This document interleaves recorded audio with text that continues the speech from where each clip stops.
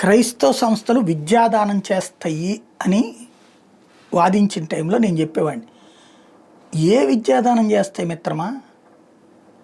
ఈ స్కూల్స్లో ఫీజు కట్టించుకోకుండా ఏ స్కూల్ అయినా ఉందా? ఫీజు కట్టించుకోకుండా ఏ కాలేజీ అయినా ఉందా? వాళ్ళు స్థలాలేమో ప్రభుత్వాల దగ్గర నుంచి తీసుకుని లేదా తక్కువకి తీసుకుని అక్కడ ఫీజులు తీసుకుంటున్నారు కదా వాళ్ళు. అంటే ఇది ఎవరైనా తీసుకుంటారంటే లేదు. తిరుమల తిరుపతి దేవస్థానం లేదా సత్యసాయి వాళ్ళు నడిపేటటువంటివి కానీ ఇట్లాంటి విద్యా సంస్థలు చూడండి, ఫీజులు ఉండదు, తిండి బట్టలు ఎడ్యుకేషన్ సిస్టమ్ ఉంటుంది. అలాగని క్రైస్తవ విద్యా సంస్థలు తప్పు పట్టట్లా, మంచి క్రమశిక్షణతో నేర్పుతున్నారు, మంచిగా చదివిస్తున్నారు.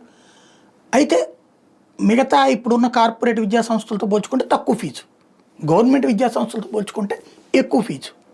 ఇది ప్రాక్టికల్. ఇప్పుడు తిరుమల తిరుపతి దేవస్థానానికి సంబంధించి ఈ కారణంగానే మంచి డిమాండ్ వచ్చింది.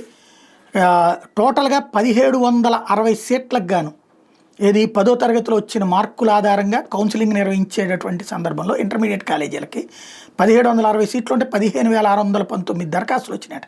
పద్మావతి జూనియర్ కాలేజీలో బాలికలకు, ఎస్వి కళాశాలలో బాలురకు ప్రవేశం ఉంటుంది.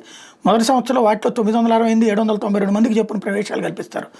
ప్రభుత్వం నిర్ణయించిన ఫీజుల మేరకు సైన్స్ విద్యార్థులు 5,350, ఆర్ట్స్ విద్యార్థులు 4,400 రూమ్ ఫీజు మాత్రమే చెల్లించాల్సి ఉంటుంది.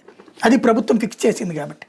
ఆన్లైన్ పద్ధతిలో 70% సీట్లు భర్తీ చేస్తున్న మిగిలిన 30% సీట్లని ఈ నెల 31లోగా కేటాయించబోతున్నారు.